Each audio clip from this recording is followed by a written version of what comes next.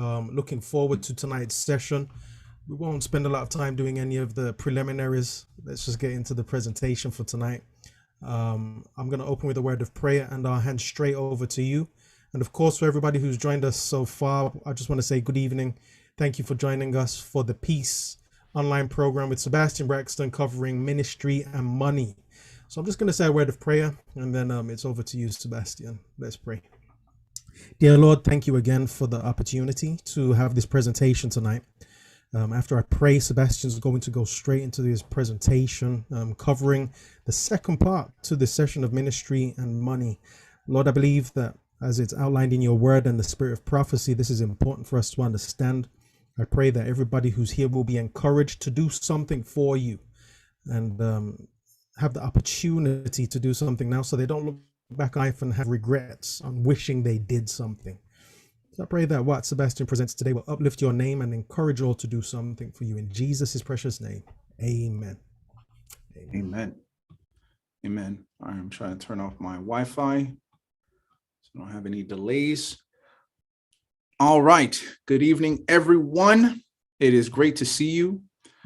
So before we jump in, I'm going to share a couple links with you.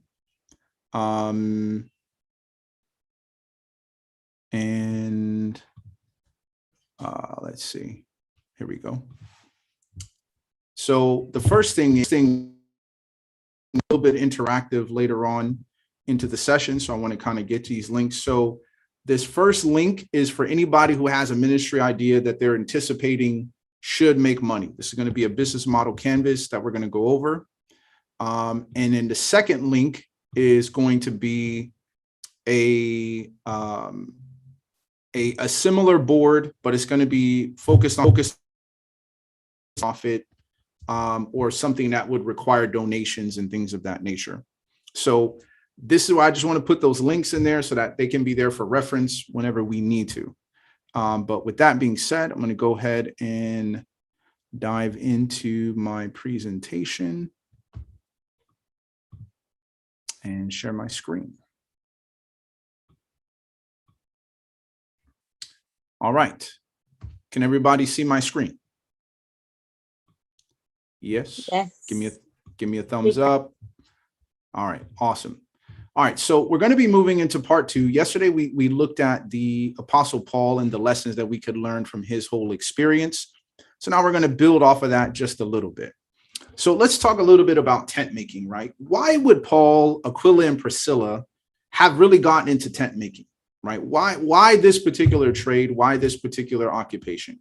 And here I got a little bit from BibleHistory.com to talk about tents, right? And it says, because of the large use of tents by the Hebrew people, there has been a great demand for tent makers. Besides the ordinary tent used as a dwelling, many portable tents were made for the use of travelers. So now notice, Paul is in ancient Rome. There's a lot of traveling going on through Asia Minor, crisscrossing these different places. And so people would need tents, right? This is essentially the same concept of real estate. So you could say that Paul was involved in contract work like construction and things like that. You could compare that to real estate, and especially in a city and in a town in which there's a lot of traffic going back and forth. And so this as a particular trade made a lot of sense, especially at that time. And this is something I want to highlight because with the different ideas that I asked all of you to try to, those of you who were here last night, to kind of come up with and look at, is consider the fact that your idea may not succeed, not because it's a bad idea, but because of the timing of your idea. This is what may make the difference. And so the concept of tent making wasn't just an arbitrary thing. It made a lot of sense given the time in which Paul was living in. Now, what exactly would they be providing, right? Building tents is great, but I'm sure there were other tent makers. So on one side, there was probably enough to go around for everybody, right? But at the same time, there was also this element of what are we going to do differently from the other tent makers, right? Paul is a Christian tent maker. Jesus was a carpenter. Do you think that he operated his carpenter shop the same way everybody else operated? Of course not, right? That would not be the case. So I want to start off with this quote. This is a concept that I call elegant organization. I'm going to flesh this out a little bit more in a second. So a media executive came to Mark Zuckerberg and they said, Mark, can you tell me how to make a community? We media executives, right? Wall Street Journal, different newspapers, BBC, all this, we should own communities. Can you tell me how? And Mark Zuckerberg said, you can't. And then there was just this long, uncomfortable pause. And he said, you don't make communities. Communities already exist. Now, I switched my slide by accident. They're already doing what they want to do. The question you should be asking is how you can help them do what they want to do better. And this is what he calls bring them elegant organization. So when we think about Mark Zuckerberg, right, and the concept of Facebook and what he created with social media, Mark Zuckerberg didn't make people like photos or enjoy announcing to the world that they just got engaged. People were already doing those things. They were already sharing their wedding photos. They were already sharing pictures of their family members or their trip out to Bali, right? And because they were already doing this, Facebook just made it easier for you to do that. He brought you elegant organization. So now your grandmother, who may not be able to visit you as often, you may not be able to see your great grandmother and your cousins, but because of Facebook, they can now log on and connect and see the updates of your life, even though you're not physically there with them living in the same city. Because as the world became more globalized, spread out, and cities grew, now you had it's much harder to say, well, I grew up in this town, I went to school in this town, now I work in this town, and I'm probably going to get a house, maybe a couple blocks away from my parents' home. Like, that's just not as common today as it used to be. And so Facebook allowed people to remain connected, even though they were being separated by a lot of the factors in the non-digital world.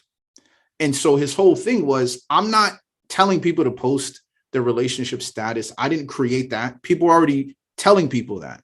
What I did was I brought them elegant organization, a way to present these things in a way that was clear, that was intuitive, and that made sense to them.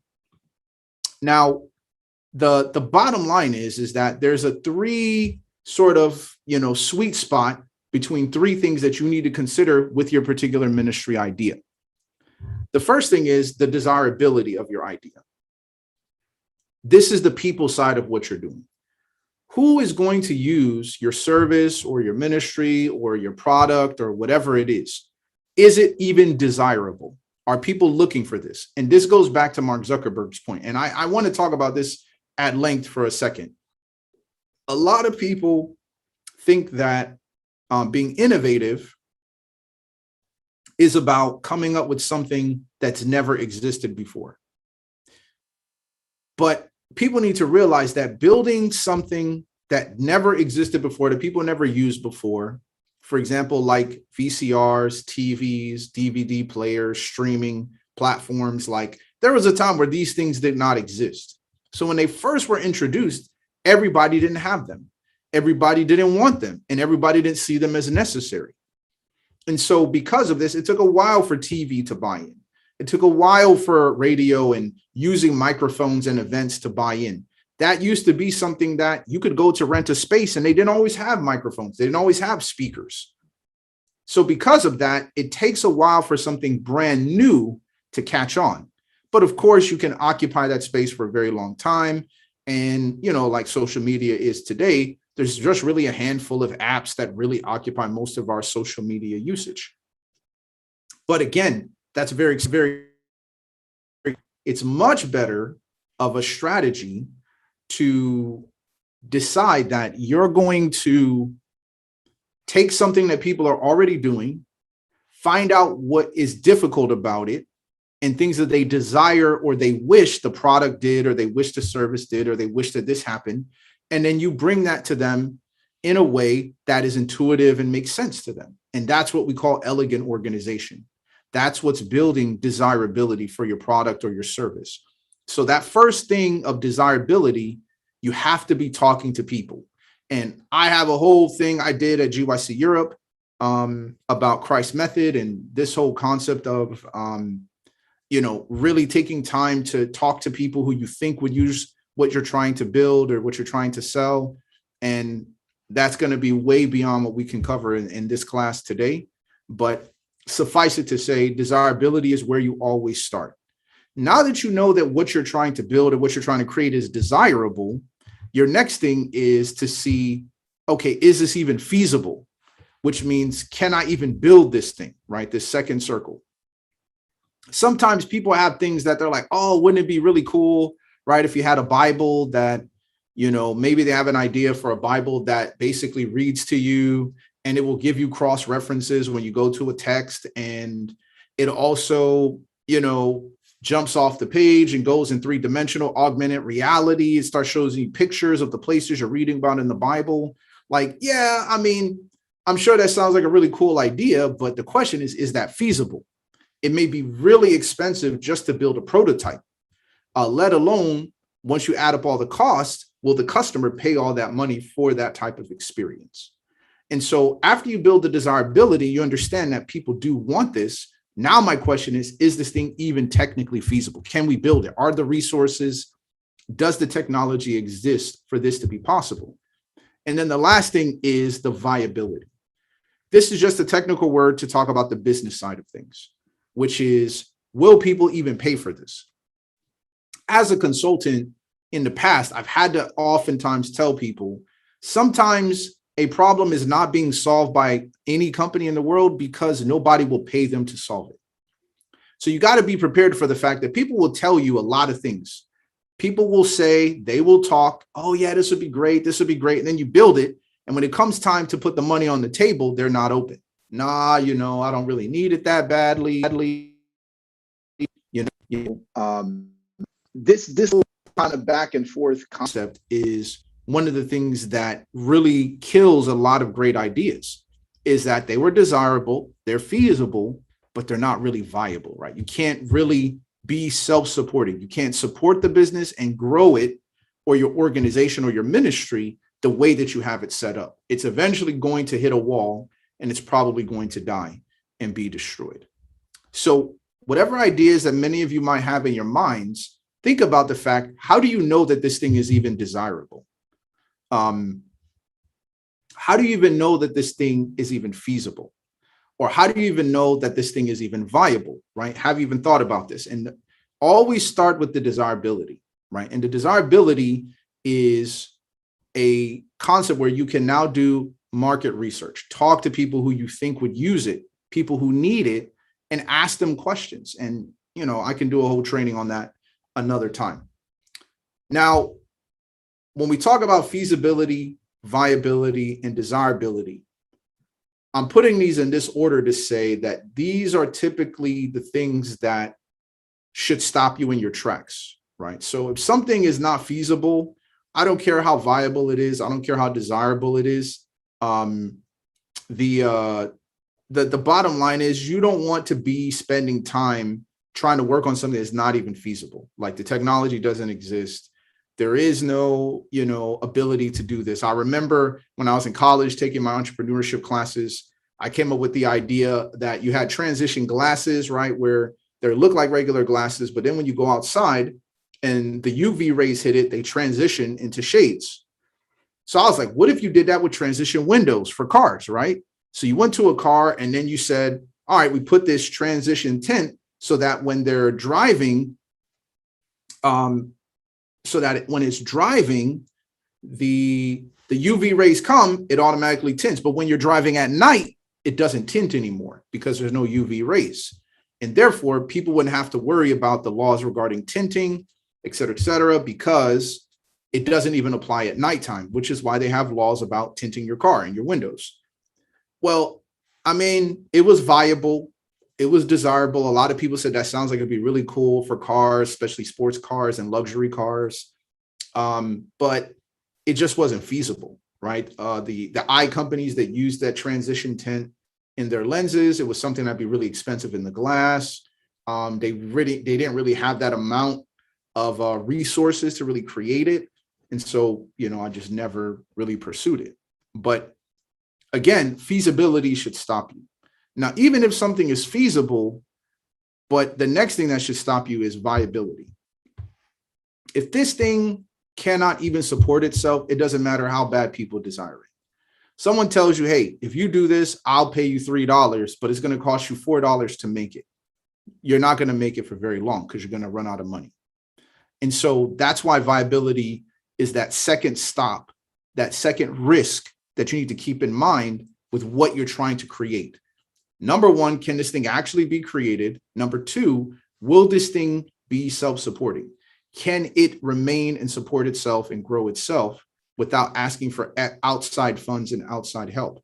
If that's not the case, then you definitely got to stop it in your tracks. And of course, the third thing is desirability. So it's feasible, it's viable, but it's not desirable. People don't want it. It doesn't matter if you can build it. It doesn't matter if it's a great cost, it's super cheap. People just don't want it. A great story of this is Febreze, which is the spray, right, that changes the smell.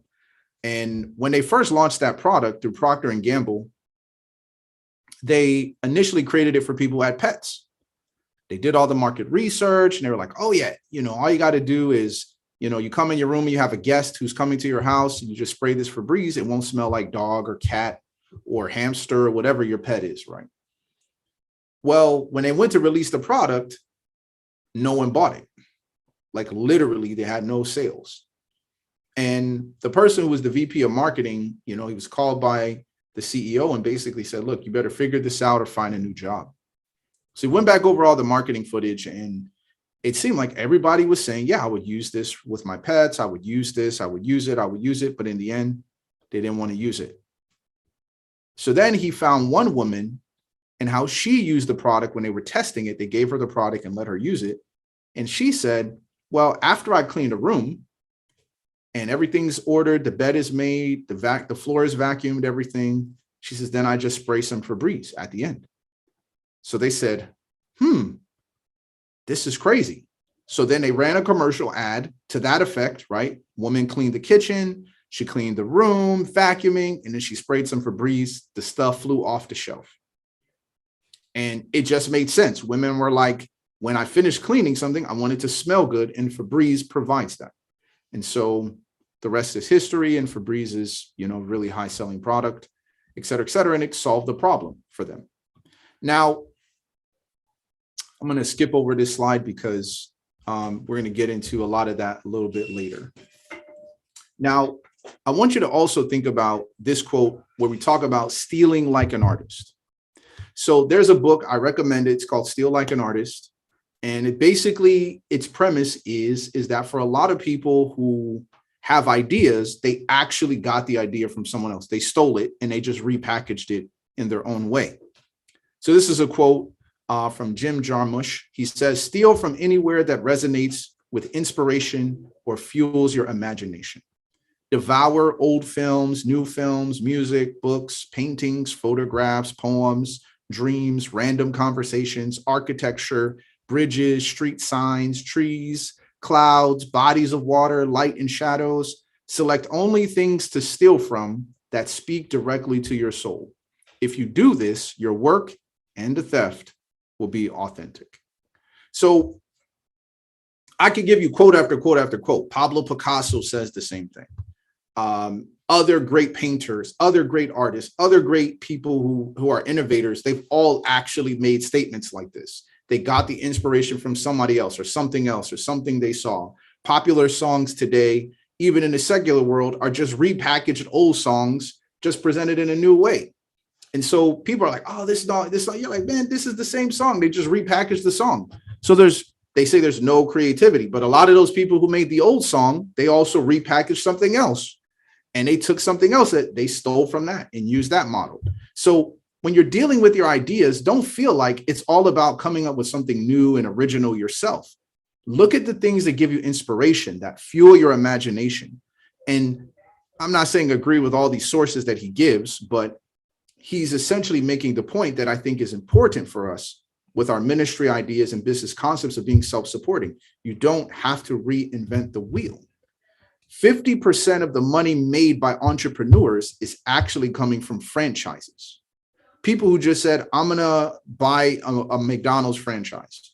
I'm going to buy a Nando's franchise. I'm going to buy different franchise stores that are all over the world.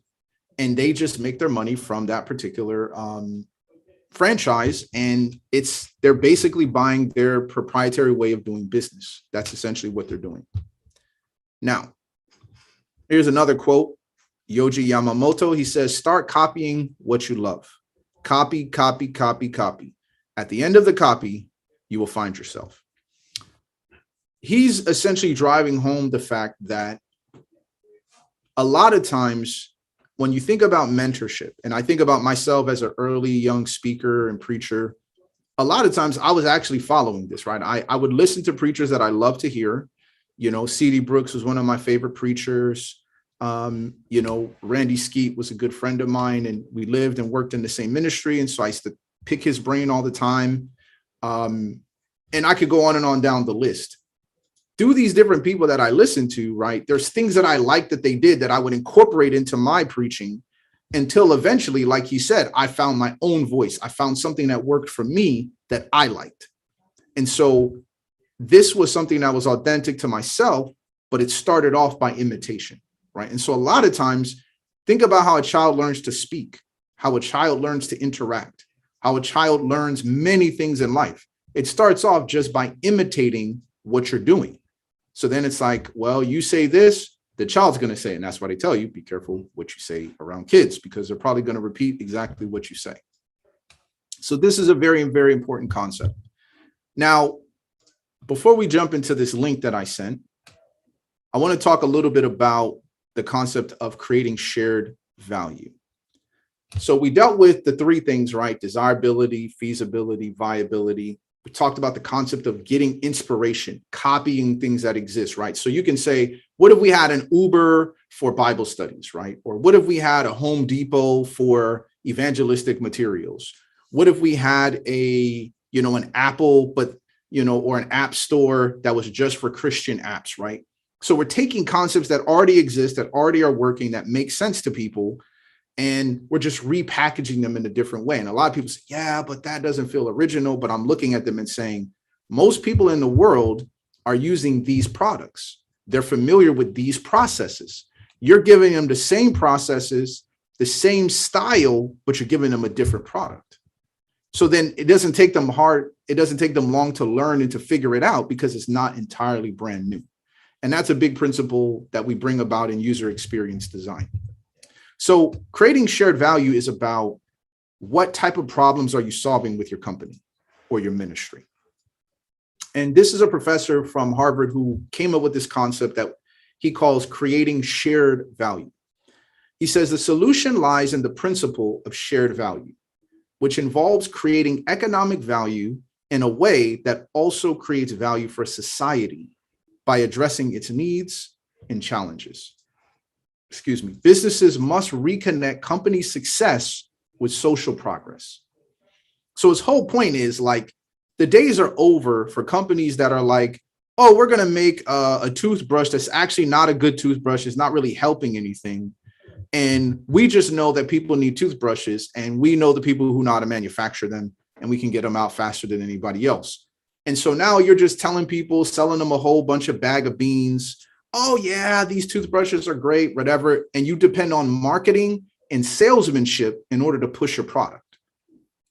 Versus nowadays, you are seeing businesses that are creating innovative products that are solving things for customers that are meaningful to them. And customers and users and people, they want to use products that express their identity. I remember, and now I'm going to get a little bit, vulnerable with some people that I don't know how people handle it, but it's a great example. So my sister, was having a conversation. We're all having a conversation as a family. And she started talking to my wife and some other people about this thing, the Diva Cup, right? This is women going away from using tampons and all this type of stuff on their monthly cycle. And so I'm in business, right? And so my sister's talking about this stuff, and I'm like, you use this cup instead of this. It's way better. It's safer for the woman. It's healthier, yada, yada, yada, yada. And it just is more natural for her body. And so I was like, well, I mean, if you say so, you're a woman, right? So I'm not going to argue with you. And she talks about how much she loves it, right? So then, my wife, my sister-in-laws, they all get this thing, different people buy it within the family, and they're all celebrating and saying, oh yeah, this is great. This is way better, right, than what we used to do. So this company is making a lot of money selling something that solved a lot of problems for a lot of women, and they're creating shared value. So their whole thing is like, our business is not to just sell another type of tampon or sell another type of product over here that is just going to help us make our money, but we're not really helping the customer. We're not really solving a meaningful problem for them. That's not related to cost. Oh, well, we just have a cheaper version. Okay, you're saving me money, but at the end of the day, this company, right, through the Diva Cup, they're able to solve problems for women that women have been dealing with, something that they have to go through every single month, right, until it goes away, right? And then on top of this is a regular thing. So the frustrations that they're having with it are regular. And that is all clear indications that this is a great business idea. But guess what? It's also solving a meaningful problem. Now, on the other side, right, I could give a different example that, isn't so personal. And I could talk about Clean Water International. So Clean Water International operates on the premise that 80% of the world does not have access to clean water. Now, when a lot of donors hear that, they're shocked. And what happens is a lot of companies, their employees, they want to be able to know that they're a part of a company that's doing something positive in the world. So Clean Water partnered with all these corporations, donors, right, who are like, I want to do something meaningful. And he's like, hey, help us get these drills to basically get clean water for more people in the world, because everybody should have access to clean water that they can drink, that they can bathe with, that they can cook with. And those things seem basic. And of course, this is the creation of shared value. He's not just building a nonprofit, to say, oh yeah, we do a few good things here and there, but he's saying, here's a meaningful problem in the world, and we're going to make money and generate, donors and all these different things to help solve these problems, pay engineers to do the drills, to do the drilling, partner with governments so that more people can get access to clean water. Who is not going to support that, right? Who's not going to donate, right? How are you going to say, listen, man, $5 will help an entire village get access to clean water? And you're going to be like, nah, I'd rather get that Starbucks, grande, instead. Like it's just not going to happen, because the value that the company is creating is so powerful and deep and intrinsic to something that we all believe, that the world should have more equity in a lot of these areas, such as access to clean water. So when you're thinking about your ministry or your business idea, you want to be thinking about, how am I creating shared value? How am I solving a problem, making money, doing something for someone else that they actually need, that's actually helping them? And this is what I believe is missing in a lot of places, from a lot of ideas that I've heard from different people, around the church and even in the community outside of the church. Now, this is what I call an empathy map, and I'm going to go ahead and leave this for now, but I want to pause for a moment, and I want you guys to kind of tell me some ideas that you had thought about from yesterday. I just want to kind of hear some of your ideas, what you're thinking about, and how you're feeling about those ideas based on some of the things that we just talked about. So you can go ahead and raise your hand, or whatever is easiest for you, makes the most sense. Okay, Dee, go ahead. So I'm thinking about starting a plant-based catering company. Mm-hmm. So just thinking about the criteria that you've just kind of mentioned. Yeah, I think there's a real demand, and it's feasible and it's viable, and it's something that I could do quite easily. So you said a plant-based catering service? Yes. Okay, good. So we'll definitely dive into some of the nuts and bolts of exactly what you're trying to do. But yeah, definitely interesting idea. Anyone else care to share? Okay, Natando. Hello. Hello. So this is kind of an idea that I had ages ago, but then yesterday kind of solidified it. So just to give you kind of an idea of my age range. So I'm 22, 23. So those are the people that I mainly want to deal with when it comes to, that type of stuff. I'm into Bible journaling a lot. So when I study, I like to write down things because it kind of makes it easier for me to remember and to understand things. And I've realized that a lot of people have been, trying to get away from using paper-based journals. Mm-hmm. So the idea that I have is essentially to, I've actually started it. I've designed a digital journal. So this is essentially, it's cheaper. It doesn't cost me much, honestly. It will probably cost me like £10 for a lifetime because you just buy like Procreate for designing once. And, I think it's easier for people as well because people are trying to get away from using a lot of paper with all this environmentalism stuff that's going on currently. So, yeah. Okay, nice. Okay, seems pretty well thought. So we'll test it through the business model and we'll see what we come up with. If there's anything we can identify. Okay. Absolutely. Thank you for sharing. Thank you. Okay. Anybody else? It's okay. I always tell people if you're going to be wrong, be strong. Don't be afraid. We're here just to share ideas and to build off of those ideas. Tandy? Good evening. I was thinking of, I've been studying medical missionary. Well, my vision is to grow organic foods and manufacture natural soaps and tinctures, oil from herbs and a variety of wild plants. My mission is to educate and encourage healthy living and healthy eating through plant-based diet. The service I would like to provide will be, apart from training people to actually plant their own healthy foods, is also providing products to those who need them, natural products, all natural products. And then I'm targeting everybody that's young, old, babies, even animals need to eat healthy food. And I'm hoping to solve the problem of having people have a better lifestyle and hopefully a longer one. And then I need to find out my competitors and then my competitive advantages. I want my business to be solely based on God's pharmacy. So I'm planning on either when I'm marketing, I want to market through T-shirts, cups, mugs, bags. So I'll be printing. Well, Tandy, let me pause you there real quick. So before you get into marketing, right? Yes. We just want to start with the idea, right? Okay. So your core idea, you mentioned several different things there, right? So you mentioned organic, growing organic products, right? And then using those products and converting those into like essential oils and different things that people could use, soaps, stuff like that. And then you started talking about training and education.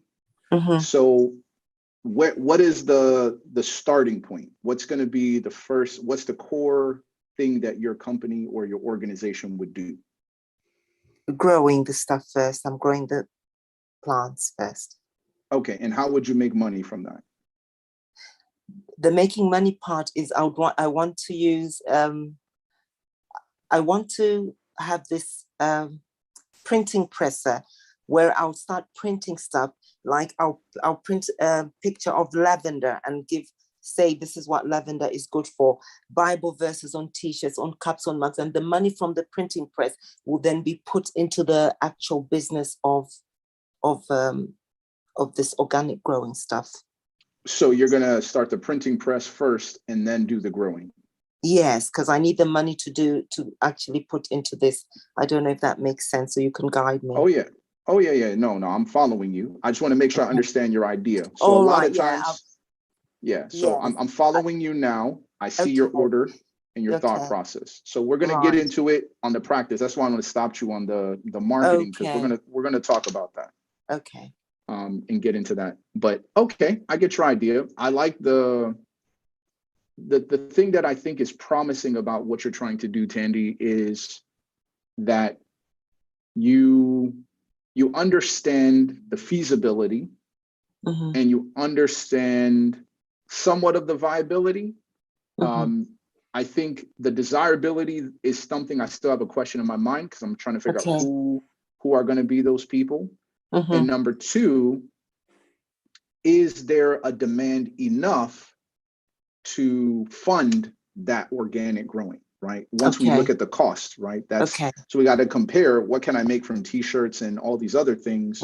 How much can I make from that compared to the cost of literally starting an organic farm, right? The soil has to be organic. You have to get approved, you know, by the Department of Agriculture or the Ministry of Agriculture, and say like, hey, this is actually certified organic, and then how you can market that on and on and on, right? And then you got to build your partnerships to present your products.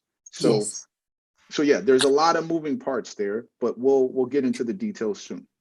Thank you. Absolutely. Thank you for sharing. All right, Rejoice, let's hear it. Good evening, everyone. My idea, I'm a trained social worker. So what I want to do is I've been looking at ways that I can go into ministry or shift from doing this line of work, because currently I'm employed in an embassy doing project management for funded projects. But I want to move back into social work, focusing on mental health issues. In terms of the demand, when I was just asking around people that are doing health ministry, most of them deal with the physical ailments. And there is a partner, I'm based in Pretoria. So one of the guys said they have lots of patients that come with mental health issues and they do not have enough training in that field. And what they said was that they could partner with me and I could start by volunteering to get the experience and how to structure it to make it a money-making or a self-sustaining, I think that's the word, a self-sustaining ministry. So it doesn't really need much in terms of capital. I only need to be there. I already have the qualifications. I'm registered as a practitioner. So I have the license. The market is already there. The demand is there based on the discussions that I had. It's only for me to then show up and start taking on clients, firstly on a voluntary basis, so that I also get comfortable doing this and getting the ropes into it and seeing how I can start charging later if I need to. I see. So the viability is still lacking. That's still a question. I don't think it should be a problem. It's only that I have not really sat down to figure out how do I charge? Is it per hour? Is it per session? Is it? So I really need to figure that out. So why I want to volunteer first is when I volunteer, it gives me a chance to see how I can then structure it. So I don't want to start by coming up with all those charges and stuff without, doing test runs, if I can put it like that. Okay. Got it. So you're still figuring out the viability of it. Yeah. And when I say viability, I'm talking about the self-sustainability of your business, right? So does that require an office? Do you require licensure? Is there a cost for you to be, for people to pay you through insurance? How do you market yourself? Yada, yada, yada. So there's internal costs and external costs that will be associated with what you do. Because my wife's a marriage and family therapist. So the understanding of that, right? I talk to her about this a lot, about the dynamics of, she just wants to help treat people, right? And work with families. But at the same token, there's a business side of it. And sometimes that business side is not just viable and feasible in terms of revenue, but it's also, like you said, your process. So I think it'll be good as we go through this exercise to see how you put that together. And it may expose some gaps and opportunities for you to be innovative in what you do. Okay, thank you.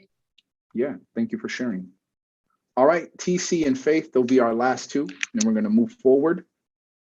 Go ahead, TC. Yeah, so I've got a lot of background as I'm just driving. I missed yesterday's session, but I thought I'd just give my idea anyway, because It's okay, go ahead. there to grill it. You don't have to qualify. You don't have to qualify. Go ahead. Yeah, so the idea that God is basically like, you know, how they all about the world, right? Healing an idea that's TC, already there. we kind of lost you for a sec. So you broke Yeah, up. so I'm saying, like, you know how there's new babies being born every single day all over the world. So it's basically making like an Amazon, a newborn baby pack where you have the basic essentials for a newborn baby before they leave the hospital, and you're selling it as a whole pack. So you would sell it to the parent, or you're selling it to the hospital? No, to the parents. And yeah. Okay, so this newborn baby pack would include what?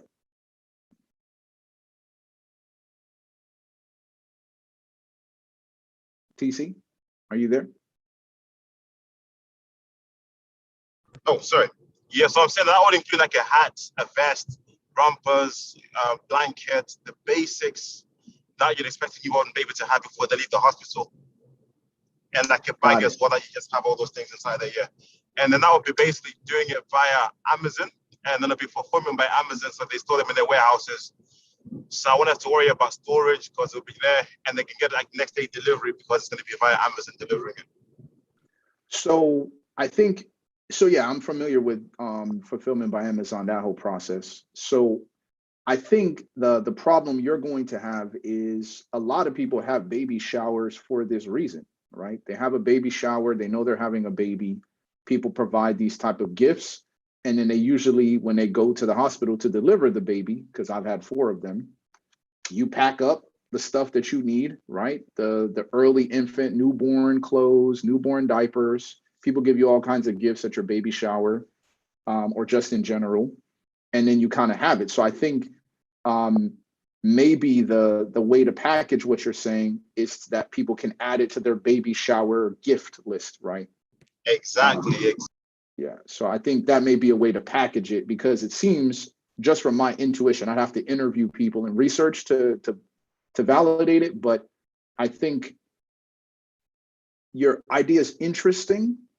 I would be curious about the data of current people who are pregnant, expecting, and how much, how interested they would be in this, or people who are buying gifts from someone who is expecting.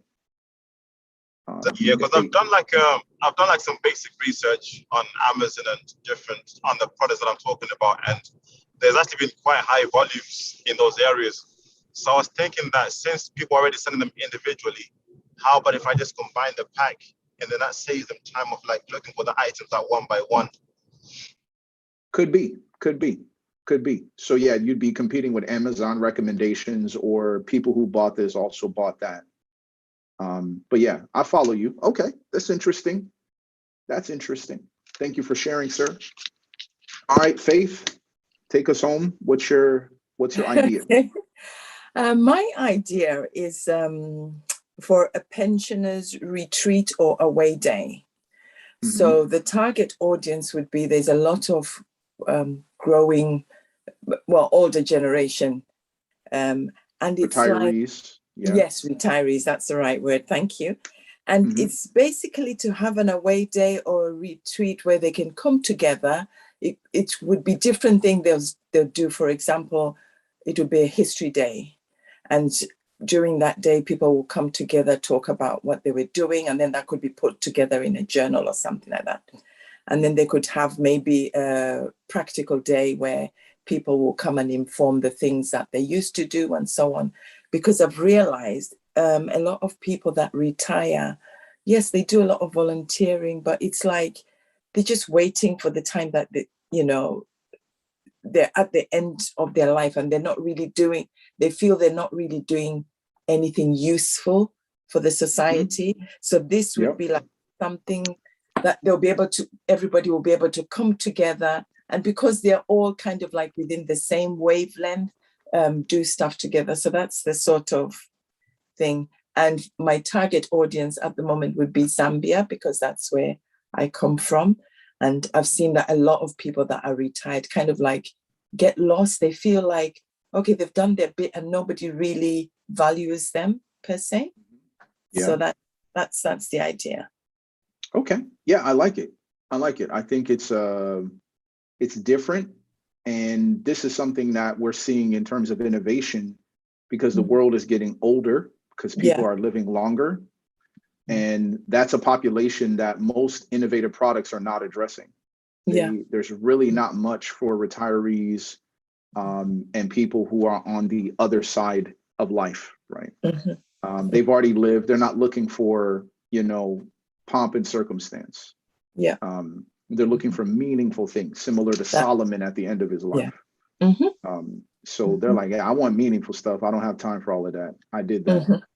So I like it. I think that what we would have to find out is what's the purchasing power of that demographic.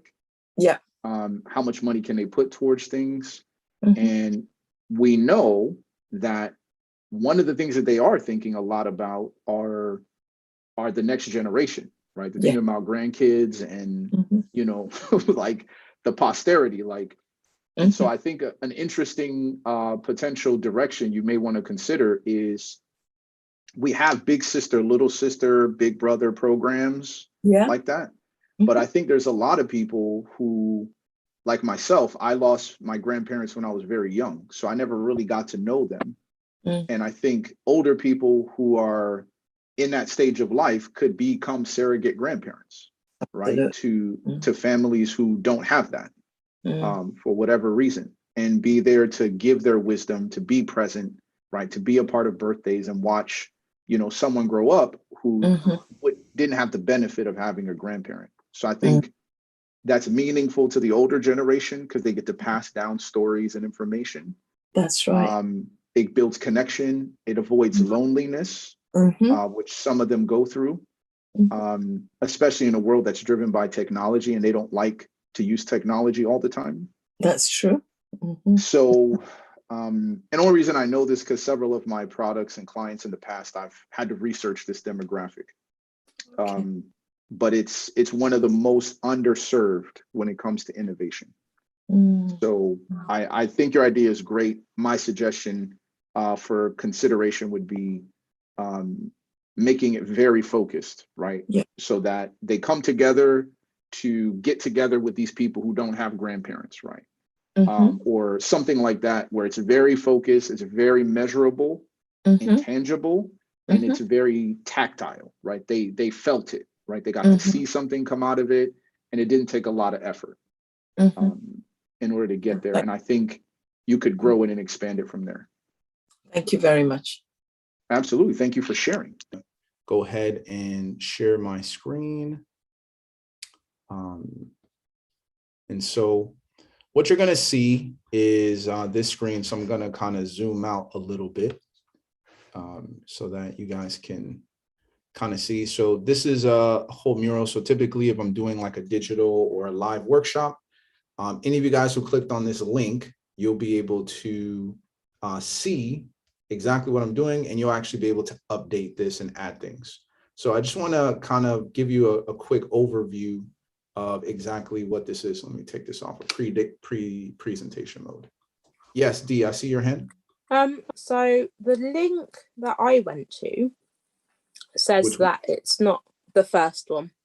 Where you've got like an actual for-profit business. So it doesn't allow me to kind of see that, but it does invite me to download an app.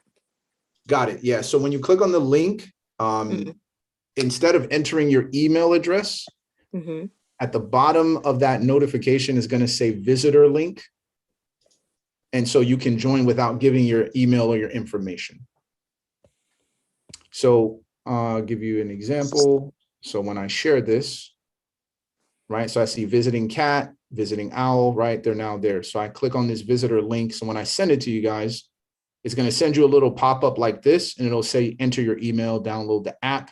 But instead, you want to go to a little link at the bottom that looks like this, like this, it'll say join as a visitor instead. Okay, thank you. I'll look out for that. Yeah, try that. Try to click the link again and see if it offers that to you again. But I see some people have already joined. So we got Visiting Lobster, Owl, and they're kind of poking around.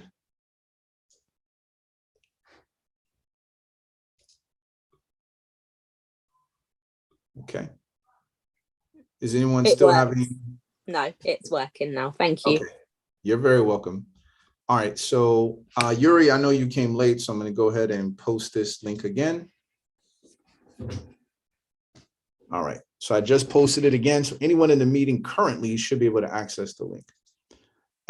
So now what I want to do is first of all talk about the fact that what this is the business model canvas. This was created by some individuals a long time ago. Now it's been very, very commonly used.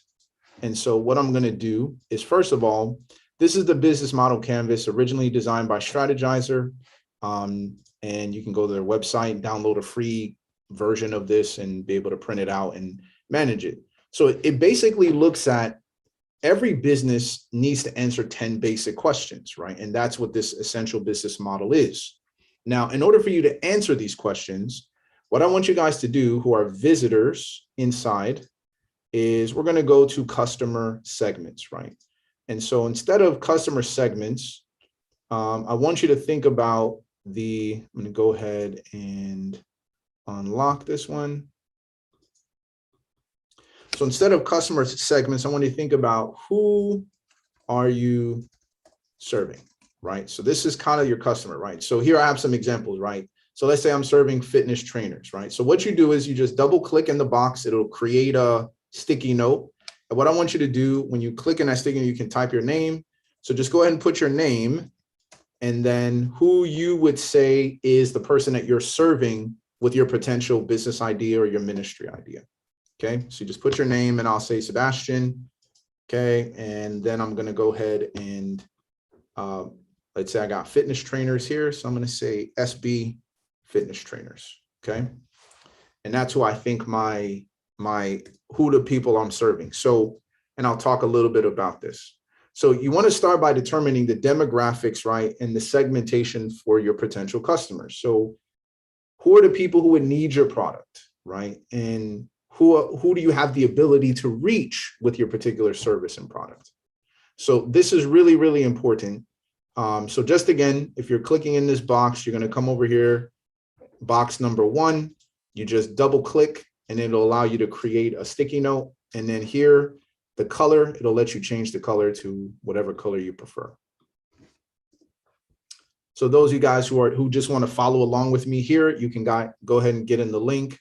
Make sure you click the visitor link at the bottom of that pop-up and then go ahead and, double click, put your name and who you think you're serving. Now, this is really important because you need to have a customer. And there's a reason why this is box number 1.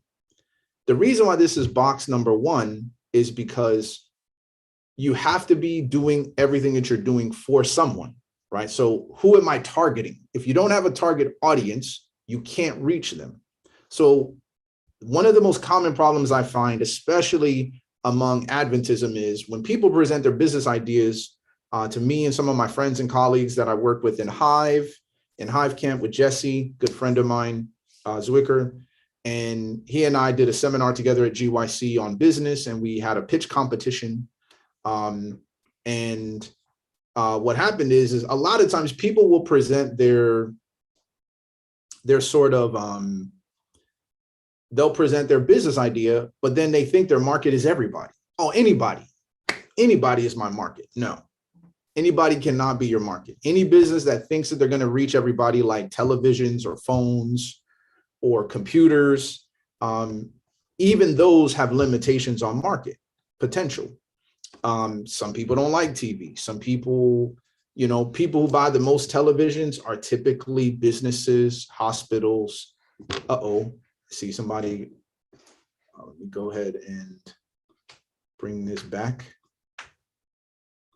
Somebody got a little click happy. It's okay. It happens. So I'm gonna go ahead and there we go. All right, so it should be good. So while you guys are doing that, I see some of you guys are putting in, Natando says Christians. So these are just some things I'm going to comment on, right? So mental health clients. So Rejoice, what I'm going to challenge you is to be, so we got,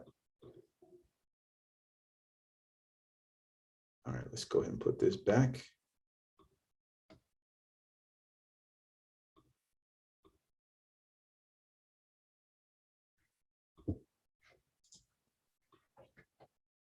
All right, so when you think about Natando, when you're talking about Christians mainly, right? The first thing I'm going to tell you is that what type of Christians, right? There's a lot of type of Christians. There's 1 billion Catholics in the world. There's, 20 million Adventists, et cetera, et cetera, et cetera. So Deborah, Oh, sorry. Yeah, so I see that you're asking, how do you write in the app? So if you go ahead and go to the box where I'm at, and then you put your mouse and you double click in that box, it'll create a post-it, kind of like a digital post-it, and then you can type inside of that post-it.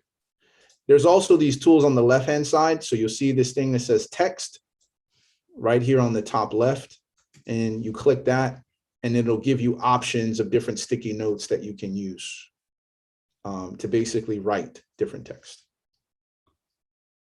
So thank you for asking.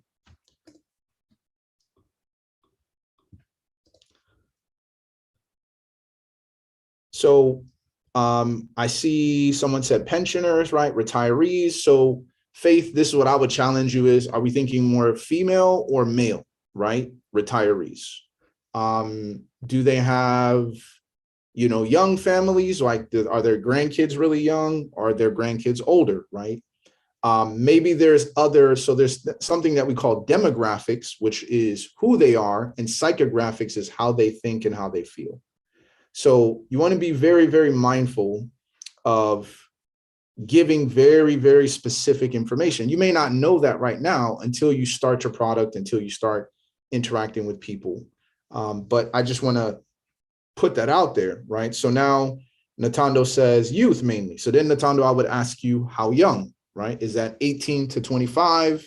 Is that 22 to 28? Edith says preschoolers. That's really good. Is there anything else about those preschoolers that we need to know? D says people who eat plant-based food and need catering. So D, this is what I would challenge you on this one, right? Is people eat plant-based food, and need catering. So the question is, people who need catering are very different than people like I eat plant-based food, but I don't need catering. So what is that, a person or is that an organization that does catering? Or do people need to cater for events, right? Are you catering for birthdays, different type of events, weddings, and offering a plant-based menu for people up to 50? So I think that number is good. That's very specific. And they may not be plant-based, but they may want to cater to plant-based individuals.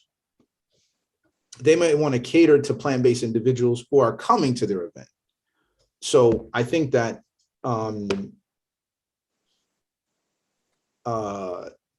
getting that, as narrow a window as you possibly can, and thinking about who typically needs plant-based catering. That's really. So I was thinking kind of twofold. So what, like, the first thing would be more like a meal prep service. So that, so individuals that actually eat plant-based food, or they might be transitioning, wanting more ideas, we could provide a meal prep service for them. And then secondly, it would be, like for parties and events, basically. So those people may not be plant-based, but they may have, dietary requirements, and they just need a couple of really good plant-based options. So that's where, so it's kind of meal prep and catering. Got it. So which would you start with, meal prep or catering? catering, I think. Okay. Okay. Do you have clients already? I've just got my first client for the end of October. For catering? Yeah. Okay. All right. Good, good, good, good, good. All right. I see Samuel put students struggling in school or university. Good, Samuel. I like this. You probably want to define struggling, lower than a C average in STEM subjects. You want to be a little bit more specific with that. Lisa put females under stress, massage business to expand to males when in partnership with the male masseuse. So yeah, I think this is kind of like pain management, Lisa. And so you want to think females under stress, but they probably feel it physically, right? So these are just ideas to be specific, because when you go out there to research the desirability of your product, your project, or whatever you're trying to do, right? Females under stress. There's a lot of women who will tell you that they're stressed, but there's not a lot of women who are going to pay you for a massage. They see that as a luxury. You know, we do a spa day, or they go out with their girls to get massage and face mask and all of that type of stuff. But that's not, I don't know necessarily if you can generalize it just to say females under stress. So you may want to say a certain demographic or what have you. Now, moving over to box number 2, I see we got Tandi. She's writing health fanatics, so I'll leave that there. So let's talk about value proposition. So here with your sticky notes, right, you have your customer. So now the question is, why would a customer buy your product? What's the value that you plan to deliver if they buy? Now, let me just be clear here. This is not, a value proposition is not like what your business is. So some people were like, because they want plant-based products, like that's not a value proposition, because they can get plant-based products from other people. You want to think about this as something Faith mentioned, when I think one other person mentioned, which was their competitive advantage. I think Rejoice mentioned this. What is your unfair advantage? So example would be ability to share playlists with all staff DJs, or ability to easily share song playlists with customers after a class. So this may be for a teacher who's teaching their student certain things on the violin, and it can actually record her playing and show it on the screen at the same time. And so you want to figure out what's your unfair advantage. An unfair advantage could be, we did research with Cambridge on my particular product, and they found that my app is able to do X, Y, and Z. Or my product was basically utilized by Oxford and the government and MI6, and because they use my products, then, you know, et cetera, et cetera. So these are things that somebody else, it would be hard for them to replicate. That's what you're thinking about with your competitive advantage. This is why the customer buys the product. They either buy because it's cheaper, they think it's better quality, they think it's easier to get, they like the style or the packaging better. I mean, it could be a host of different things, but I just want to make sure that you understand that this isn't just what's valuable to the customer. This is also why they would buy it instead of going to someone else. And number 2, something that someone else can't just come along and create very easily. So for example, with D, with the plant-based catering, right?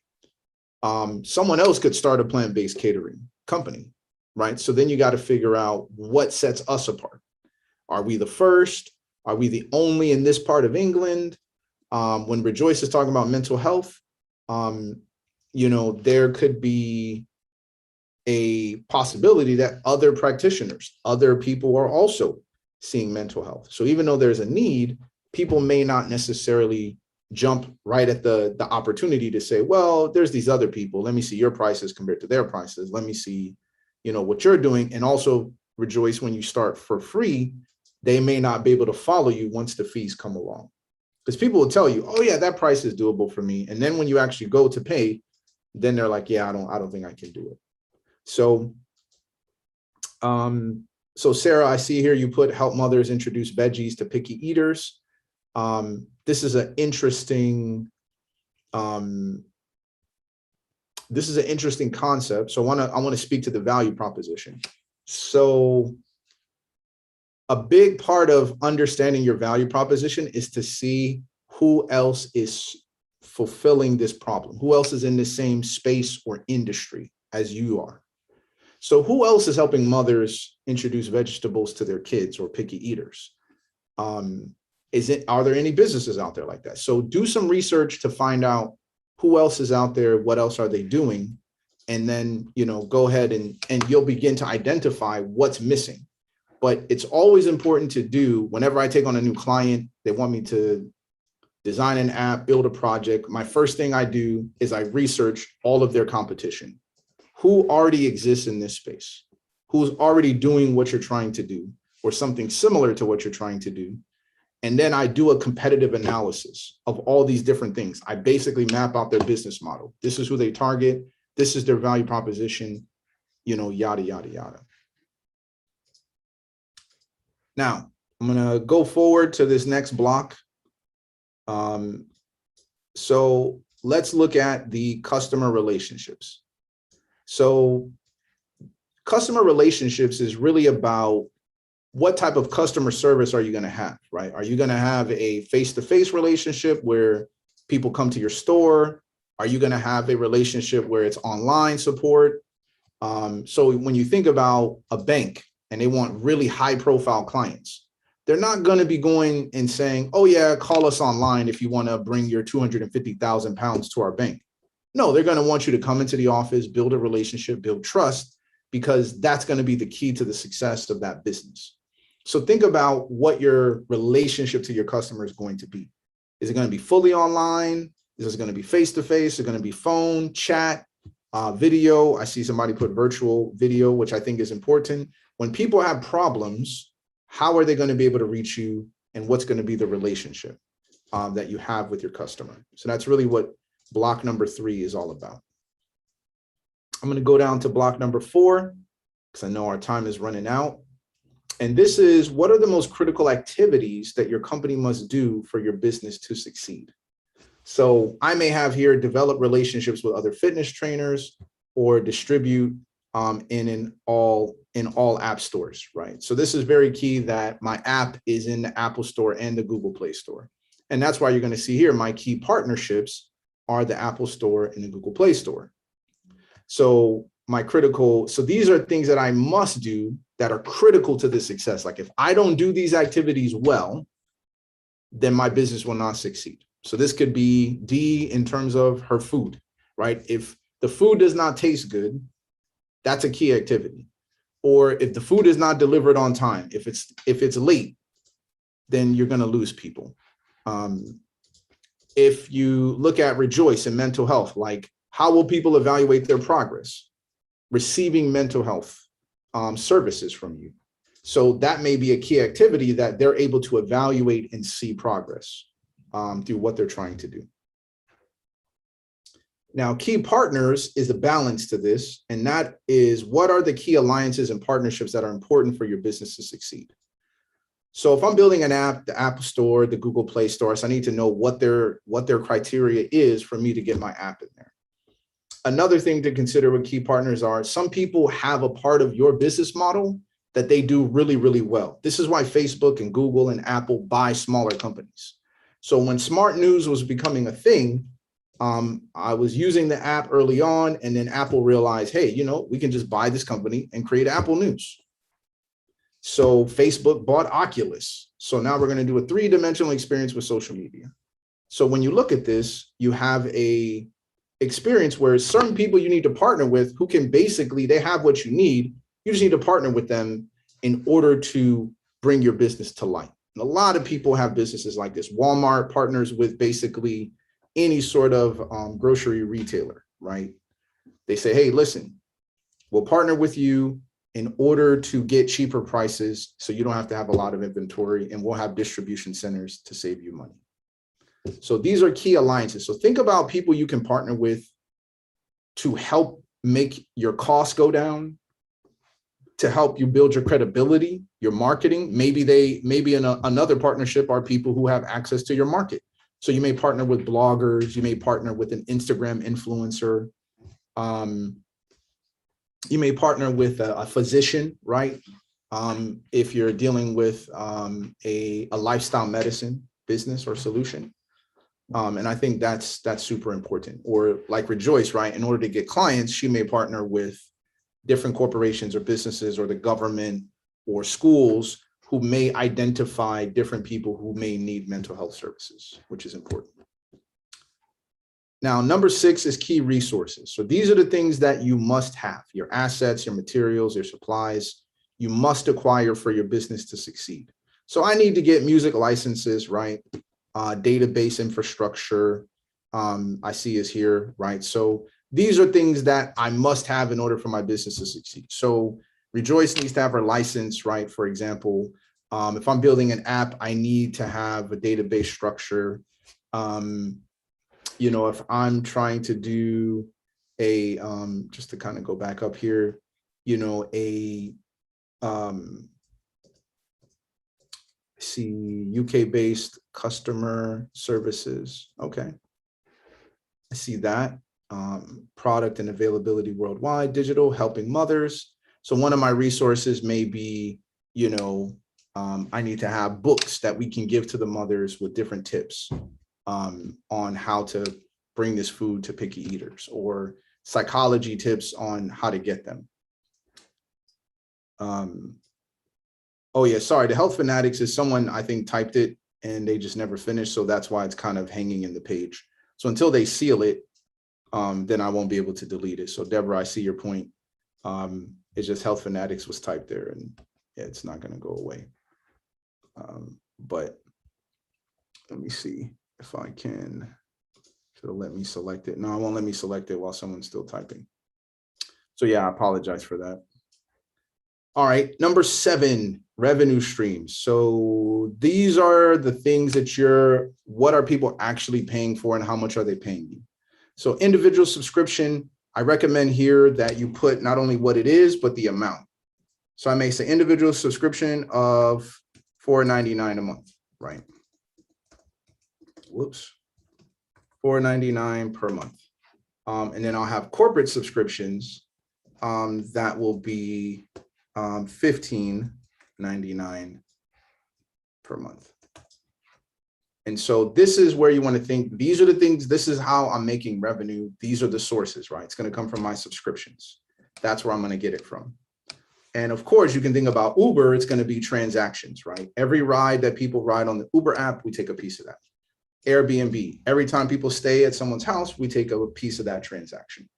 And so this is, you know, essentially what your revenue streams is really answering. These are my subscriptions. This is my thing. Sarah put cost per book. So you can say whatever your book is, right? That's helping mothers. And then you want to think about, if you don't know the cost, that's fine. You can just say the price per book and then go from there. Now the cost structure is the other side. And this is designed to talk about what we call variable and fixed cost. So a variable cost is a cost that changes with how much you sell. So for example, if I am selling cars, one of my variable costs is steering wheels, because the more cars I sell, the more, you know, the more money I pay, the more steering wheels I pay for. A fixed business cost is, for example, my office. No matter how much I sell, I still got to pay for my office. So that cost is fixed. It's not related to my sales. It's not related to me getting a customer. So here I have my engineering cost, right? So I got to pay that regardless, right? To build the app that I'm trying to build. But music licensing fees, that comes with, that varies based upon the music that I'm trying to stream and what I'm trying to do. So the 9th one is what we call channels. And this is, how do customers learn about your business and interact with it? There's a lot more I can say on this, but think about questions like, how will they become aware that your business exists? How will they be able to compare your business to your competitors? How will they be able to purchase? How will you deliver it? And what is your after purchase support? Those are kind of the 5 questions that you want to think about in this channels area. So maybe you're on the web, maybe people buy on the web, maybe they buy in your storefront. Here I have the App Store and the Play Store, right? So this is how people are going to interact with my business. That's how they're going to buy it, and then through the app. So channels is really what we talk about marketing, but it's a lot more than marketing. Most people only think about it as, oh yeah, this is how I'm going to market, but you got to realize everything you do with your business is marketing. How you provide support, how you engage with them, how they reach you when they have a problem. That's all a part of your channels, which is also your marketing. So it's a lot broader than that. Now, when you're done filling in these sort of 9 blocks, you can go to number 10, and now you take these. So this is your customer, right? And then you go over here, and then you put that sticky note in your customer segment, and then your customer relationship, and then your value proposition, right? Your channels, your revenue streams, your cost structure. So you can put those sticky notes here, and now you have a coherent business model. You've answered all the critical questions that any person who's an investor, that anybody who is going to be a part of your business needs to understand about your business in order for it to succeed. And so this is essentially how you go through steps 1 through 9, think through these individually, and then put them in here. Now, my time is pretty much wrapping up, so I can't go too long on this point, but what I do want to do is, number 1, I want to make sure that you save this link. Now, for those who went to the second link here in the social enterprise, right? This is going through the same things, your revenue, your funding, your costs. What are you going to do with your surplus? But the difference is this is your social value proposition. These are your relationships with your donors. And so you'll see it has similar areas, but they're broken out into different components because this is more of a social enterprise. And you'll notice here, social business model canvas .swarthmore.edu. You can go there and learn more about this one and get some more information in terms of what you're trying to do. So it's very similar to the one we just went through. It just applies it to a social context moving forward. So, all right, so let me go back here. So what I want you guys to also keep in mind before I kind of sign off on this and take any questions you guys have is come up with different business models, innovate, right? So sometimes I'd like to go through 3 basic questions. My first question is, what would my business model look like if I offered it to my customer for free? How would I be able to pay for all of this, right? Another question I like to ask is, what would my product look like if it was luxury, right? This was high level, like Calvin Klein, Chanel, J'adore, all these types. Like, what if I went that level? Like, I want to be the luxury brand in this industry. What would my business model look like? And then the third thing I like to also say is, what is the most, my third question I like to ask myself is, how can I change one block of this business model different from the rest of my competitors? So let's say everybody on the app does, email customer support. Well, I'm gonna be different. I'm gonna put a number that you can actually call. Or maybe instead of me as a bank targeting wealthy people, I'm gonna be a bank that targets the investment of middle-class people. So most of the time, banks want people who have lots of money and they put their money in the bank and go on from there. Maybe we can become a bank that targets people who are middle class. So these are the type of concepts that I like to do to play around with to see how the business model changes and also test these things out. So I want to reiterate something before I open it up for questions, and that is the first presentation we dealt with yesterday with the ministry of the Apostle Paul, and that quote from Ellen White in Manuscript Releases was about starting in a small way. Most people kill their idea because they're starting too large. Start small and allow yourself to be enlarged under the guidance of the Holy Spirit. Start small and see how God teaches you. Number 2, get mentors, get people you can get advice from. Most people are trying to figure this stuff out themselves. I don't know why they think that that's, some red badge of courage, but it's a foolhardy decision. So many people have made so many mistakes in your industry doing what you do. Talk to them, ask them about their mistakes. Entrepreneurs are some of the most willing people to share their information. Thirdly, entrepreneurship is not just about business, it's also about your mindset. On my YouTube channel, which I think is Fiat Lux NC, I'll try to see if I can actually bring it up. I did a series of videos on what I call the entrepreneurial mindset. I kind of introduced this in my seminar at GYC as well. Let me see if I can go to the channel.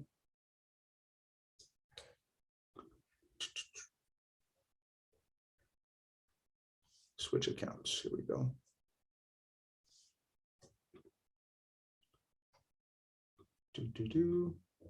And it'd be great. The videos are free. You can check them out.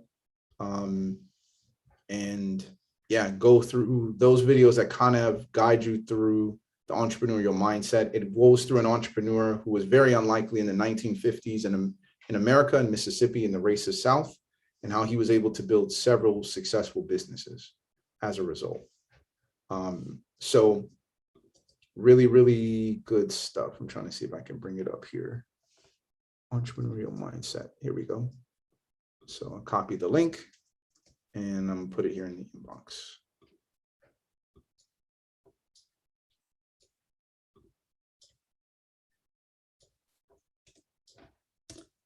Yeah, so this is a link to the playlist, to the series.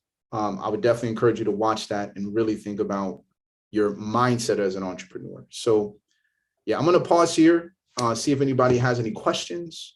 I know that this was really quick, really fast, but hopefully you get the general concept of this is how you build your business model, answer these questions, and then test it out. And whatever you learn, you come back and you reiterate. And I'll leave this link up and available, so save it. You can always come back to that link and manipulate it, play around with different things if you like, and kind of go from there. But yeah, does anybody have any questions before we sign off for today? Do you offer like consultancy services? Do you offer consultancy services? So if I wanted to kind of go through this in more detail and, kind of sort out my actual business model, would you be willing to help for a fee? Yes, I do consulting services. I usually try to check with clients to make sure that, it's a good fit, but yeah, I do that for sure. Thank you. Absolutely. So how do we connect with you? I'm going to put my email address in here. Fiat Lux and see. Actually, I'm going to put my assistant's email address. That's probably a better idea because I'm not always available. So Luana at Fiat Lux NC. You can also text or my WhatsApp.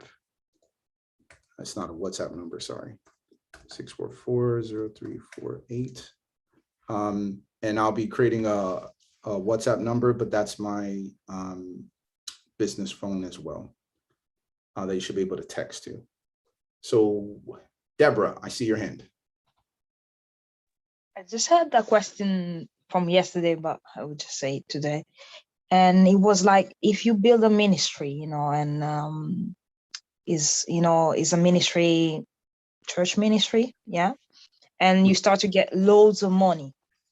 That money, what you just gonna do is just all for ministry, or you will tithe it? Like, how will you handle if you do your own personal ministry and you start to get loads of money, more than you expect? Or will you reinvest it? And if you reinvested it, which are the sources that you think are the best as Christian to invest in? So you're saying if I'm doing ministry and I'm getting a lot of donations, what would I do with the money is your first question. Yeah. So if I'm doing ministry and I'm getting a lot of funds and donations, absolutely, I would invest in something that would make me self-supporting. So whether that be, I'll sit down and write a book, I'll create a digital series, I'll create a platform, such as a podcast or things like that. I'd create an event that people register for to attend every year. And I talk about my ministry and the different things that happened that year. But I would reinvest in something that would make me not dependent on those people to give again. And my goal would be to transition to building a relationship with them. Now, what I would invest in specifically, it would depend on what I'm doing. I'm a speaker and a business person. So, you know, my investment would probably be in something, you know, things that I'm already working on myself, like a public speaking camp. So I'm looking at doing something called a preach camp, where I can teach people in a week to basically preach and to use the skills and the type of strategies that I use when I'm doing public speaking. Eventually, I'll do one on creating presentations and slides and all that type of stuff as well, because, you know, I go to churches and I see a lot of these PowerPoint presentations are terrible. So presentation design is something else that I'd be interested in. But that's the type of stuff I would invest in, something that's already a skill that I already have credibility in, and that I know I can create further revenue with that particular product or service. That's what I would reinvest it in. Does that help answer your question, Deborah? Yeah, it does. That's Okay. what it is. Okay, I see Leslie. Yeah, so my question is, in terms of a self-sustaining business. So I know someone who's trying to start something in Zimbabwe, like selling clothes and stuff like that. But then because of like the economy and so forth, they do like, oh, you can take the clothes and then pay later. But then sometimes because the people are struggling, they won't be able to pay. How do you strike a balance between that? Like, I guess they know the people that they're dealing with, but they're also trying to help, but also have a self-sustaining business. What advice would you give to them in that situation? Great question. So I didn't get to this in this class, but normally I do a presentation because my background is in finance. And finance is basically how are you going to pay for something and where you're going to get the money to do what you need to do. And your strategy financially for being sustainable. But there are what we call different business models that are funded by your customers' money. It's called a customer funded business model. There's a book written by a gentleman who was a professor in the UK, actually.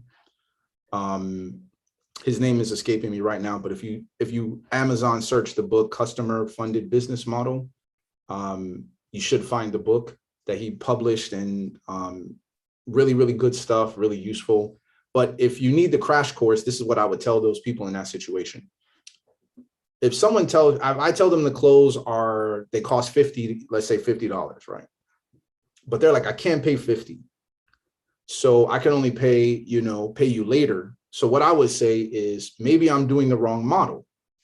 So instead of me doing an even exchange, maybe I do a subscription model where they pay me $5 every month and they get to pick one article of clothing that month, every month. So they just come, decide which outfit they want, and they take it. And they just pay $5 every month. And that way I can get 100 people to pay me $5 on the first of the month. I have $500. So now I can buy more clothes, I can pay staff, and it helps me to scale my business and grow it better.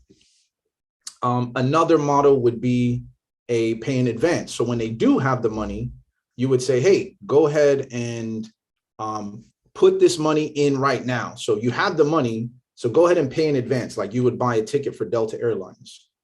By taking that money now, that covers you for the next 6 months. So sometimes it's not about how much money people have, it's when they need to spend it. The third thing that I would also consider would be a customer funded model in which they call the scarcity model. So I would say, I only have these clothes available for a certain amount of time. After that, I'm going to be donating them. So a lot of places that do bagels, donuts, they'll say, hey, if you come tomorrow, we'll give you yesterday's bagels for free, right? Because by law, we can't sell them, so we have to get rid of them. So we can sell it to you at a discount, or we can just give it to you for free. So this is what is usually, there's an app right now called, I think it's Wishlist.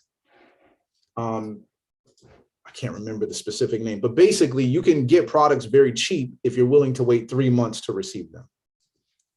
And so you can order it now, you'll get it in December, but you're going to get it for basically 80% off the price.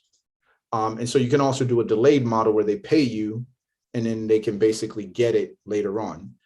But if you're dealing with the need for the clothes, I would go with the subscription model. That would be my recommendation.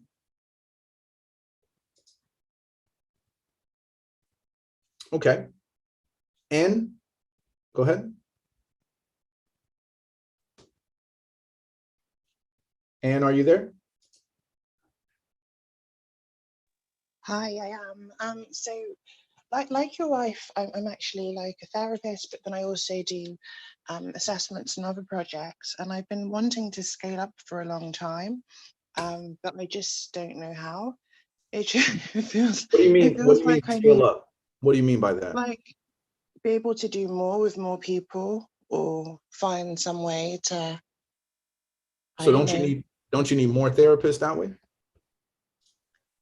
I guess so. I guess I don't know how. Like, that's one way where you just kind of hire a bunch of people to do the same thing as you. I'm just wondering if it could be another way, and other ways of how did you put it? Yeah, I think, and there's two things that come to my mind with your problem. The first thing is, a lot of therapists have to get time working with clients to train. So they have to get a certain amount of hours to graduate. And so you could become a certified like supervisor for a lot of these people. And that way, these people, you can supervise them working with clients. And that way you can serve more clients, but not necessarily always have to be there in the room, but you're still overseeing it. So if your goal is not to really expand more people doing what you're doing, that's one model. The other model is to, by the way, the reason I say that idea is because it would be a lot cheaper, wouldn't cost you anything because they need the hours anyway. For another idea would be to do group therapy sessions. So you can say, okay, instead of me working with individuals, I can start having a group therapy session on Wednesdays on depression, group therapy on anxiety on Thursdays, group therapy on grief, recovery, or divorce or whatever, loss of a child. If you see a lot of common problems or traumas or things like that, and then you can kind of drive your business model around that. But anything that, any business or concept that's tied to your skill, because that is your competitive advantage. So in reality, most people in your situation, and they actually increase their prices, they don't increase the amount of people they serve. They allow themselves to go deeper into a interaction rather than expanding breadth, because the broader you go, the less people who can afford you. And so that means you're moving towards a model that we call economies of scale. So bread is only $1 or £1 because so much bread is purchased. But Lamborghinis, there's only 100 of certain Lamborghinis in the world, which is why they're expensive.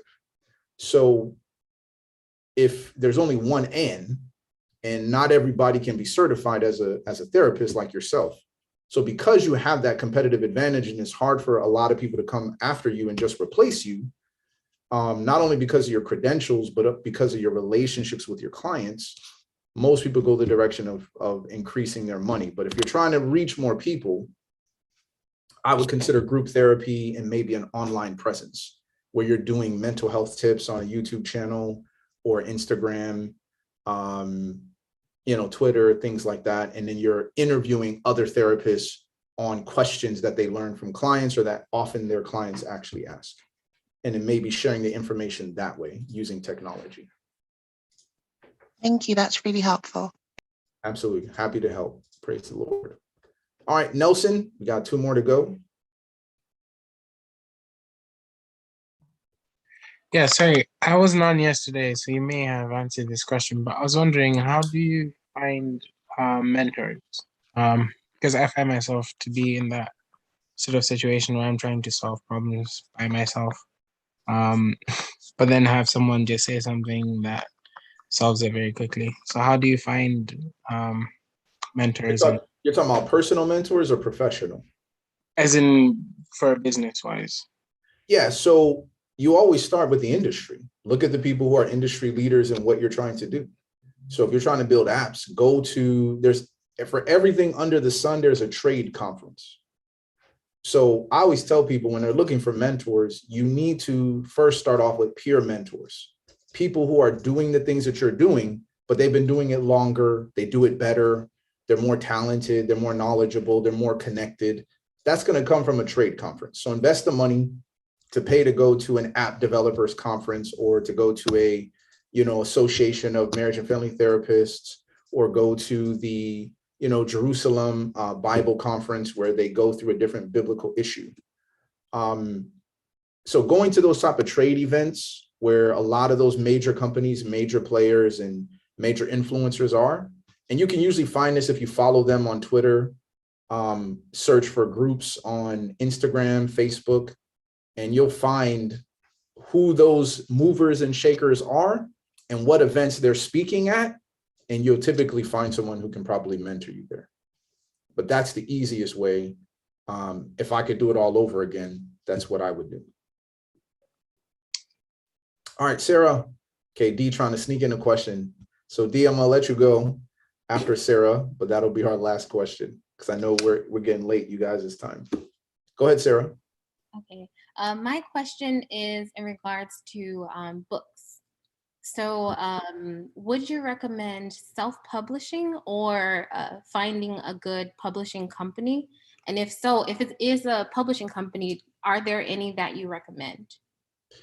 Okay, a lot of questions there. So the first thing, Sarah, is my first question for you would be, are you planning on publishing more than one book? Yes. Then if you are trying to publish more than one book, a lot of publishing companies are going to want you to commit to multiple books. So if you're not trying to do that down the line, then you're going to have to suffer on the front end. Versus if you're just trying to publish one book, I think you can self-publish and promote it yourself, because the publishing company is going to take a lot of money to market that book. But I see your comment there that it's a series. I think that there's an opportunity there to also build brand reality, because publishers usually have connections, marketing budgets, and relationships that can really get you out there as an author, which publicity and marketing and distribution is the #1 problem with publishing. So I think self-publishing is a mistake if you don't have the networks to really distribute your book. We say the typical rule is, can you get your product in front of 1 million people? If you can't get it in front of 1 million people, you're probably not going to reach your revenue potential. So I think, Sarah, that I don't have any companies that I would recommend, because my experiences with publishing companies has usually been, I don't really trust them, to be personally honest. I feel like a lot of publishing companies take a lot of money from authors and writers. And not a lot of them really are writer focused. But I think publishing your book on Amazon and iBooks is pretty compelling these days. And it's way easier to market, to send a link, to build a website and market your book. And then if you're a speaker, you can promote your book when you're speaking at different things. But yeah, if you're not trying to do something that is involved where you can really have a network to publish it, I would just go with the publisher, because it'll probably be harder to get traction, but you'll make more money if you self-publish in the long run. Does that help answer your question, Sarah? Okay, she said thanks so much. All right, D, last question. Thanks for squeezing me in. Okay, so you mentioned the books feel like an artist, and Yes. this idea of like being inspired by other people. So there's someone that I am like really inspired by, and we have very similar personalities. You've probably heard of her. Her name's Tabitha Brown. Yes. Right. Yeah. So like if I kind of become the British version of Tabitha Brown, like won't that bring about quite a lot of criticism? Why? Because people are like, oh, she's trying to be like Tabitha Brown. Like social media can be really harsh sometimes. So can that potentially have a negative effect on my business? So you're talking about brand. And social media can be very harsh, but negative social media is still good social media. There's a lot of people that don't believe that LeBron James is better than Michael Jordan, but that gives him more social media traction that so many people are talking about him at the same time. When you look at someone like Tabitha Brown, there may be people that don't like her stuff, but she's being talked about because she's Tabitha Brown. So I think in your concern, even though there may be similarities between you and Tabitha Brown, just like there's similarities between McDonald's and Burger King. I mean, it's almost the exact same restaurant, the exact same menu, but yet people still eat at Burger King. Coca-Cola and Pepsi. People say, nope, I can taste the difference. You know, they're two different drinks, right? But most people cannot tell the difference. But they're just loyal to that brand. So when you're dealing with branding is about your reliability. What can you reliably provide in terms of experience, knowledge, insight, products, videos, whatever? And I think, Dee, that you can build off of Tabitha, but repackage it for yourself. And like you said, being the British version, people are going to hate and haters are always going to hate. But the reality is they're actually feeding the machine for you. The more they hate on you and say, yeah, have you guys seen this Tabitha knockoff? They're just promoting your product. And eventually people are going to say, well, I mean, Dee's stuff is actually pretty good. Or I really like this recipe better than Tabitha's. Or I like the fact that it's plant-based, or I mean, whatever you want to take it. But I think the overall lesson of social media is the overall lesson of marketing, right? All marketing is good marketing, right? Even if you're a negative person in the news, people know you. And if you can turn your image around and reliably be who you are, eventually people forget. The internet has a short memory. That's really interesting. Thank you for that insight. Yeah, I would definitely go for it. But as I said in that second quote, as you even implement some things from her, you're going to eventually find your own thing, and you're going to deviate in certain ways, and you'll find your own thing. So I think in the end, it won't be as similar. All right, guys, we have arrived at 9 p.m. Whew. So you guys are committed. I appreciate that. You guys could have been anywhere else in the world, but you were here with me tonight, grappling with these ideas. Craig, I'm going to turn it back over to you. Thank you guys so much for joining and being a part of this. We got a little bit more business heavy today. And so hopefully you guys realize, like, this ain't going to be easy, but if you're committed and you're prayerful, God is going to guide you through. But I want to reemphasize that point. Start small, test your ideas, get feedback from the actual people that you want to serve. That's Christ's method. Mingle desiring their good, create shared value. And from there, let the Holy Spirit lead you and grow your business himself. So yeah, Sebastien, Craig. I want to say thank you again for the presentation. I love the practical side of what you've done. There's that application that people could go in and, you know, be inputting their information. It's excellent. So thank you very much. Whilst you've been able to share some of the links that people can get to you on in the chat section, I'm just mindful of the fact that there'll be people that may watch this later on who just need to know where they can get a hold of you. I know you've got the Patreon and you've got Fiat Lux. If you could just share some of that information, and then we'll close with prayer. Sure. Yeah. If anybody wanted to follow with me, they can find me on Fiat Lux NC on Instagram. So you guys can follow our Instagram account. for our small little company. I'm also on Instagram, Agent J Carter. You can also find us at patreon.com/FiatLukesNC. And you'll see that I have a mentorship program I've been nurturing. I meant to go into that a little bit today, but time got away. I got too excited with you guys were sharing. But yeah, that's a little mentorship business that I created 2 years ago this month, actually almost exactly 2 years this week. I started it with no money, created a Patreon account. Within the first year, we did $60,000. This year, we're on path to do double that. And I have no website. I have no business cards. I just launched our social media page. We got like 100 and something followers. But when you create something of value, those things are not necessary. Now that you build the credibility in the brand, you can go into those things. So you can reach me there on Patreon as well. And you can also reach out to my assistant, which is Luana, Luana, at fiatlukesnc.com. And she can also help set up an appointment and get you on my calendar. That's fantastic. I'm grateful. Again, I'm all for supporting our own when it comes to businesses that are starting up that aim to reach out to everybody out there, or encourage and mentor people to do the same.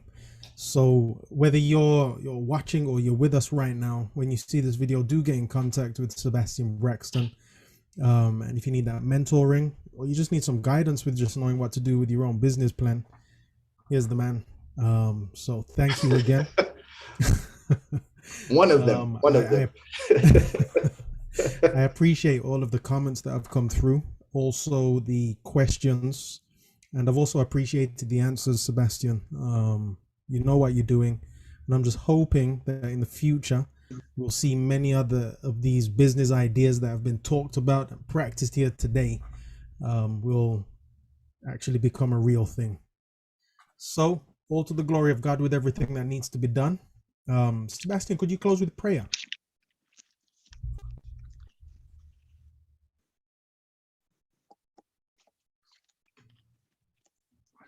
Yeah, Sebastien. Yeah, I was saying it, just asking if you could just close with prayer. Okay, sorry, couldn't hear you. Yeah, no worries. Go ahead. Yeah, I was asking if you could close with prayer. Yes, Yeah, cool. Let's do that. Thanks. Heavenly Father, we just want to say thank you for the gift of life. Thank you, Lord, for the privilege of honest labor. And thank you, Father, for giving us freedom, power to think and to do, a power that is akin to that of our Creator. We know that God is creative because we can see it all over the world and the universe. We pray, Lord, that you would inspire us with that same creativity, but God is also a God who worked to build the things that were in his heart and in his mind. So Lord, give us a strong work ethic, keep us focused. And we pray, Lord, that as we start small and as we allow ourselves to be led by your guidance and the wisdom and the mistakes of others, Father, that we'll be able to create something meaningful that will influence people's lives for eternity, that will glorify you, and that will uplift humanity. We love you and we thank you, Lord, for all that you have done for us and all that you will do as we continue to trust you and rely upon your word. Keep us faithful unto death is our prayer in Jesus' name.